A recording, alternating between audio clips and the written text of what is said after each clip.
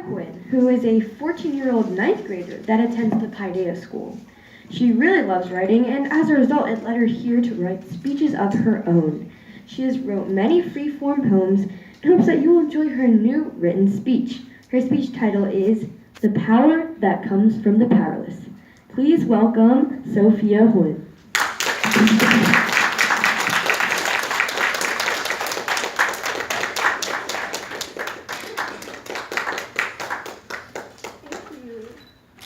Good afternoon. Good afternoon. Hello, my name is Sophia Huynh, and the title of my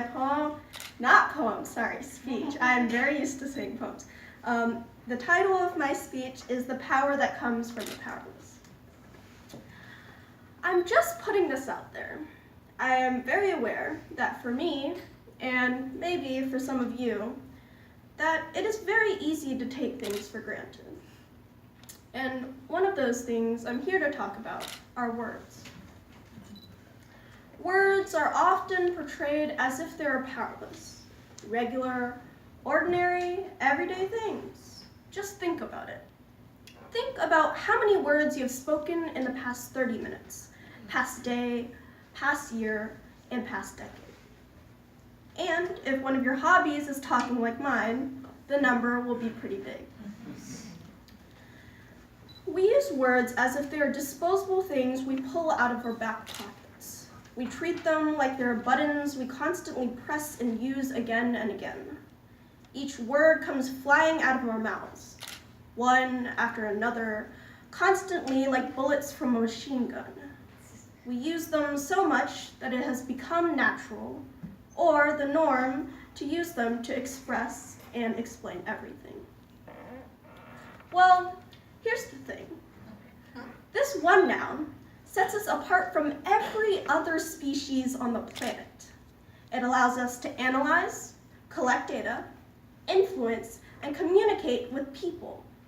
Words allow us to take information, process it, and learn, gaining more skills, habits, whether they be good or bad, creativity, and ultimately a higher level of performance. After hearing this, I can definitely tell you that we rely on words very much. We use words to describe how we feel and to help others regain their feelings while inflicting inspiration.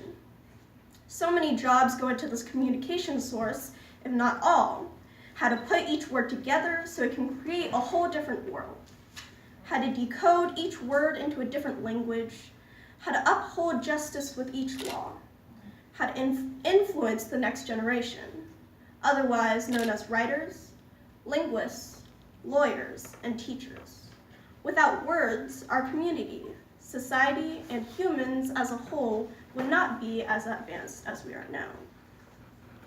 What we don't pay attention to is that these words that we use every day may just be the most powerful things that we has ever seen.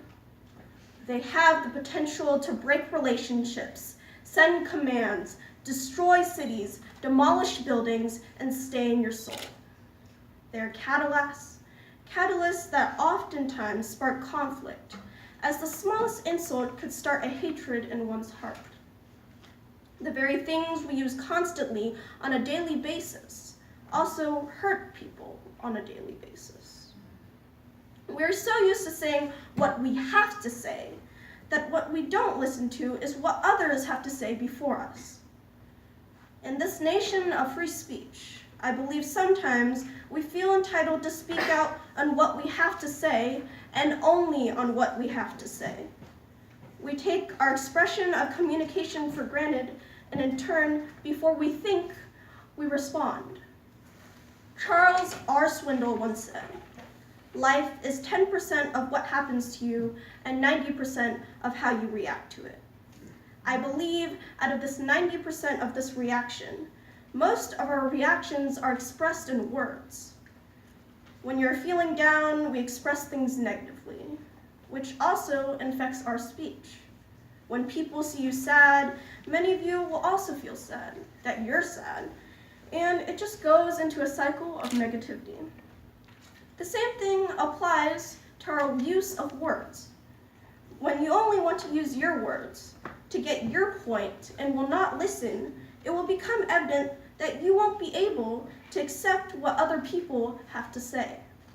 In turn, they won't listen to you, and you will not achieve anything from telling them what you have to say. What I'm saying is, you don't have to agree with a person. You don't even have to like the person, but you must respect them. Remember, the same words you use are the same that they use, and in just that, you have in common. Even though words have the potential to hurt, they have the amazing ability to heal.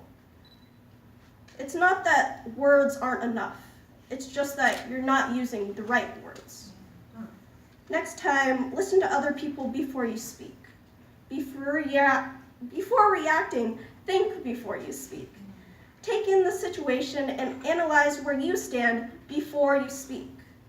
Just remember, use your words wisely, because the words that you have every day have the power to change people's lives. Thank you.